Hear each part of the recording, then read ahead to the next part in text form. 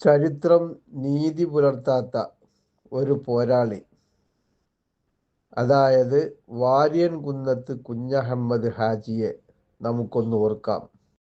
ബ്രിട്ടീഷുകാർക്കെതിരിൽ ഇന്ത്യയിൽ നടന്ന ഏറ്റവും വലിയ ജനകീയ ചെറുത്തുനിൽപ്പായിരുന്നല്ലോ 1921 മലബാർ പോരാട്ടം. അതിന് നേതൃത്വം നൽകിയ അതുല്യ പോരാളികളിൽ ഒരാളായിരുന്നു ബഹുമാനപ്പെട്ട വാര്യൻകുന്നത്ത് കുഞ്ഞഹമ്മദ് ഹാജി. മഞ്ചേരി പാണ്ടിക്കാട് റൂട്ടിലെ നെല്ലിക്കുത്താണ് അദ്ദേഹത്തിൻ്റെ ജന്മദേശം. ആലി മുസ്ലിയാരുടെ സന്തത സഹചാരിയായിരുന്നു അദ്ദേഹം. ഏറനാട്ടിലെയും കോഴിക്കോട്ടെയും വില്ലേജുകളിലെ ഭരണാധികാരിയായിരുന്നു അദ്ദേഹം. സൂര്യൻ അസ്തമിക്കാത്ത സാമ്രാജ്യത്തെ ജീവിതം കൊണ്ട് ചിറകെട്ടി തടഞ്ഞു നിർത്തിയ നായകരാണ് ബഹുമാനപ്പെട്ടവർ.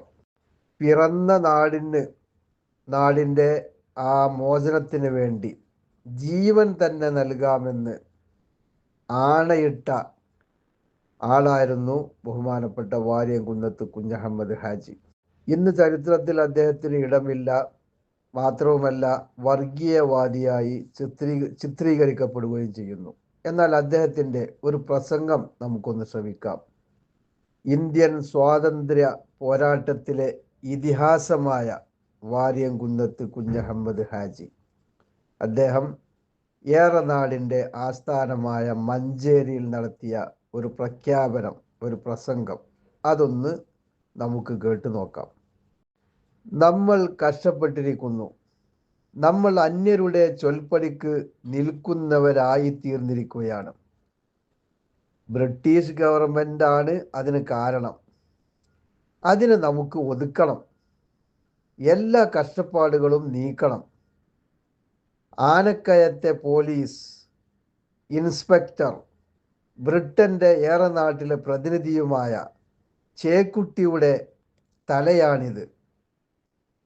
ഗവൺമെൻറ്റിനോടും ജന്മികളോടും കളിക്കണ്ട എന്നും മറ്റും ഇവർ നമ്മളെ ഭീഷണിപ്പെടുത്തി.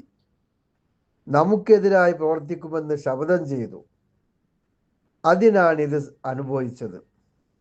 നിങ്ങൾ എന്തു പറയുന്നു എന്ന് എനിക്കറിയണം. ഞാൻ ചെയ്തത് തെറ്റാണെങ്കിൽ ദൈവത്തിൻ്റെ പേരിൽ നിങ്ങൾ എന്നെ ഇവിടെ ഇട്ട് കൊല്ലണം. എനിക്ക് മറ്റൊന്ന് പറയാനുണ്ട്.